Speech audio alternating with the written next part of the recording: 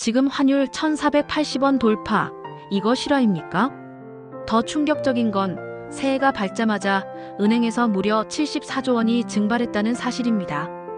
6개월 동안 빠진 돈이 아닙니다. 1월이 채 지나기도 전에 단 며칠 만에 벌어진 일입니다. 자영업자도 기업도 이자 무서워 죽겠다 아우성인데 한국은행은 왜 눈 하나 깜짝하지 않고 금리를 묶어두는 걸까요? 아니, 지금 섣불리 금리를 내렸다간 한국 경제가 송두리째 무너질 수 있다는 사실 알고 계셨나요? 1,480원 환율의 공포와 뱅크런의 조짐.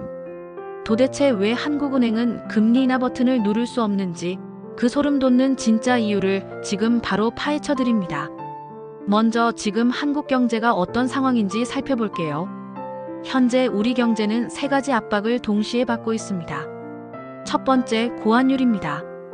원달러 환율이 1,470원에서 1,480원대를 반복적으로 넘나들고 있어요.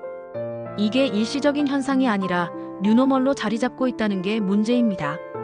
두 번째, 고금리입니다. 한국은행 기준금리가 2.5%로 5번 연속 동결됐어요. 금리를 올리지도 내리지도 못하는 상황입니다. 세 번째, 유동성 불안입니다. 2025년 상반기에만 9개 은행에서 74조 원이 빠져나갔어요. 사람들이 예금을 빼서 어디로 가는 걸까요? 해외 주식, 달러 자산으로 이동하고 있습니다. 이 세 가지가 동시에 일어나면서 한국은행이 정말 어려운 상황에 놓여 있습니다. 그럼 환율은 왜 이렇게 오른 걸까요? 한국은행과 외환당국의 분석을 보면 답이 나옵니다. 환율 상승 원인의 75%가 대외 요인입니다. 달러 강세, 엔화 약세, 지정학적 리스크 같은 거죠. 나머지 25%가 국내 요인입니다.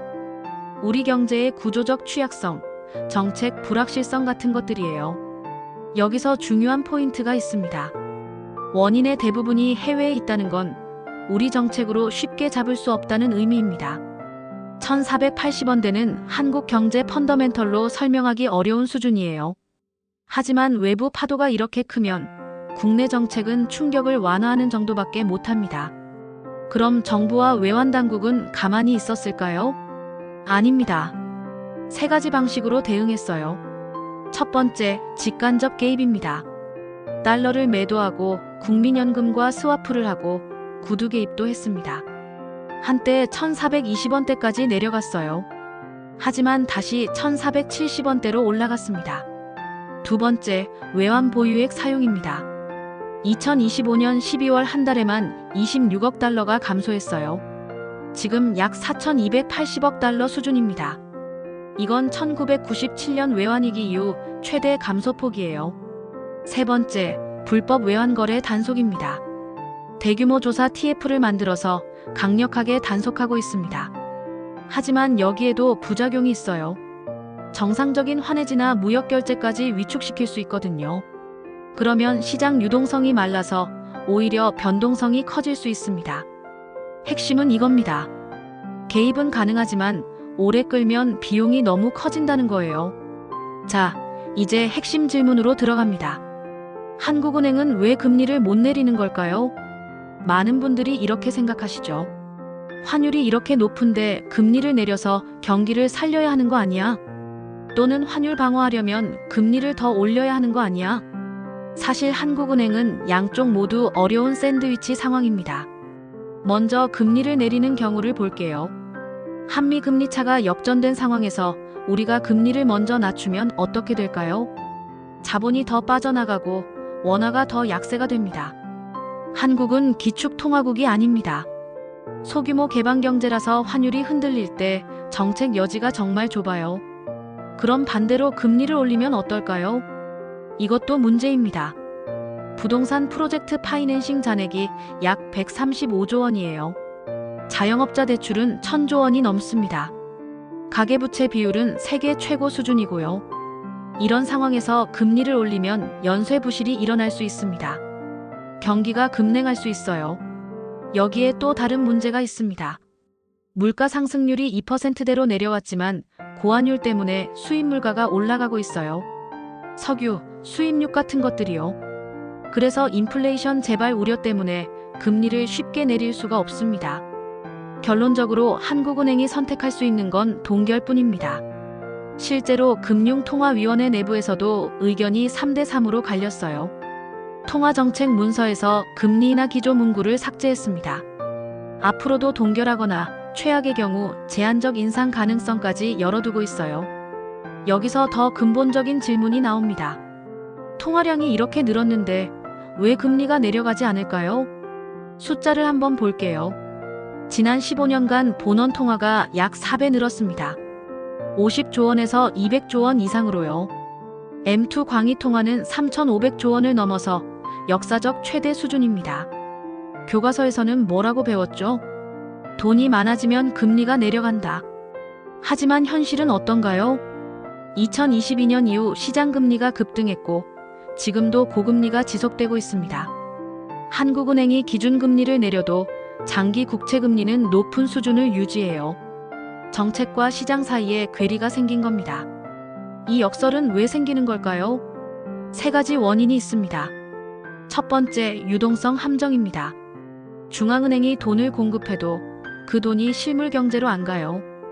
은행 내부나 하는 예치금, 안전자산 매입에만 머물러 있습니다.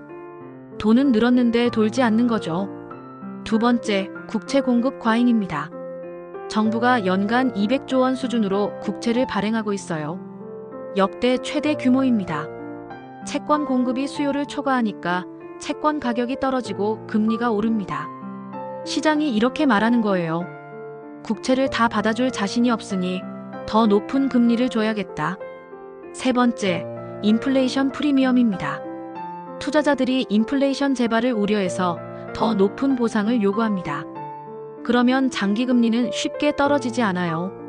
기준금리를 조정하는 것만으로는 해결이 안 되는 거죠. 이건 기대의 문제니까요. 다른 나라들은 어떤지 한번 볼까요? 먼저 미국입니다. 미국은 금리를 급하게 올렸죠. 하지만 대차대조표는 여전히 7조 달러 수준으로 엄청나게 큽니다. 이걸 줄여야 하는데 줄이면 또 다른 문제가 생기는 딜레마에 빠져 있어요. 일본은 어떨까요? 일본은 오랫동안 초저금리와 국채 매입 정책을 펼쳤습니다. 그 결과 엔화 가치가 2021년부터 2024년 사이에 달러 대비 약 40% 하락했어요. 수입 물가가 급등하고 실질 구매력이 떨어지면서 결국 금리 인상으로 선회했습니다. 한국은 이 두 나라보다 상황이 더 어렵습니다. 왜냐하면 우리는 기축통화국이 아니거든요.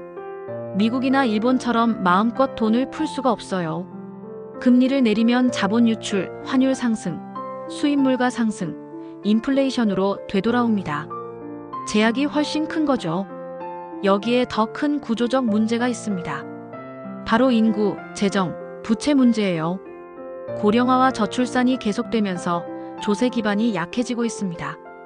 동시에 복지 지출은 계속 늘어나고 있어요. 정부가 세수만으로는 감당하기 어려워서 국채 의존도가 커지는 겁니다. 이 과정이 뭘로 연결되냐면요. 채권 공급 확대, 그리고 금리 상승 압력으로 이어집니다. 만약 중앙은행이 이걸 화폐화하면 어떻게 될까요? 인플레이션과 통화가치 하락으로 이어질 수 있습니다. 여기서 중요한 포인트가 나옵니다. 통화 정책만 잘한다고 해결되는 게 아니에요. 재정과 구조개혁이 같이 움직여야 금리와 환율이 안정됩니다. 흥미로운 연결고리가 하나 더 있습니다. 바로 국민연금입니다. 환율을 단순히 시장 가격으로만 보면 안 돼요. 국민연금의 해외 투자와 환해지 전략이 외환 수급에 큰 영향을 미칩니다. 어떻게 대응하고 있을까요? 환율이 높은 구간에서는 해외 투자 속도를 조절합니다. 환해지 비율을 확대하라는 압박도 들어가요. 국민연금이 외화채를 발행해서 직접 달러를 조달하기도 합니다. 이렇게 하면 외환시장 부담을 줄일 수 있거든요. 약 20% 수준의 추가 환해지가 가능하다고 해요. 또 하나 주목해야 할 리스크가 있습니다. 디지털 뱅크런입니다. 2026년 1월 2일부터 긴급 여신 지원 체계가 가동됐어요. 왜 이런 조치를 취했을까요? 모바일 뱅킹 시대에는 예금 인출이 초고속으로 일어날 수 있기 때문입니다. 실리콘밸리 은행 사례를 기억하시나요? 짧은 기간에 예금이 대규모로 이탈했었죠. 한국도 그런 가능성에 대비하는 겁니다. 하지만 이런 발표 자체가 오히려 불안을 자극할 수도 있다는 부작용도 있어요. 자, 그럼 앞으로 어떻게 될까요? 지금 우리는 패러다임 전환기에 서 있습니다. 2008년 금융위기 이후 저금리, 저성장, 고부채 패러다임의 한계가 드러나고 있어요. 중앙은행이 돈을 풀어서 위기를 덮던 시대가 끝나가고 있습니다. 이제는 시장의 힘이 정책을 압도하기 시작했어요. 가능한 시나리오는 세 가지입니다. 시나리오 1번, 높은 금리를 용인하는 겁니다. 디레버리징을 하고 좀비 기업을 정리하는 거죠. 고통스럽지만 구조 조정을 하는 겁니다. 시나리오 2번, 다시 대규모 양적 완화로 돌아가는 겁니다. 금리를 억제하는 거죠. 하지만 대가가 있습니다. 인플레이션, 통화가치 하락, 저축자 손실이 생깁니다. 시나리오 3번, 재정 구조 개혁입니다. 부채 증가 속도를 제어하는 거예요. 정치적으로 가장 어렵지만 가장 건강한 해법입니다. 정리해 볼게요. 이제는 한국은행이 다음 회의에서 0.25% 내릴까만 봐서는 답이 안 나옵니다. 함께 봐야 할 변수가 너무 많아요. 환율, 특히 1,500원 심리선과 자본 흐름, 국채 발행 규모와 장기금리, 인플레이션 기대, 은행 유동성, 예금 이동, 채권 발행, 부동산 PF, 자영업자 대출 같은 취약고리. 이 모든 걸 동시에 봐야 합니다. 통화 정책의 역설이 여기 있습니다. 돈을 풀어도 금리가 내려가지 않고 금리를 내리려 해도 환율이 맞고 환율을 잡으려 해도 부채가 터지는 샌드위치 구조. 이것이 2026년 한국은행이 직면한 현실입니다. 쉬운 답은 없습니다. 하지만 이 구조를 이해하는 것이 첫걸음이에요. 오늘 영상 어떠셨나요? 복잡한 경제 상황을 최대한 쉽게 풀어봤습니다. 도움이 되셨다면 좋아요와 구독 부탁드려요.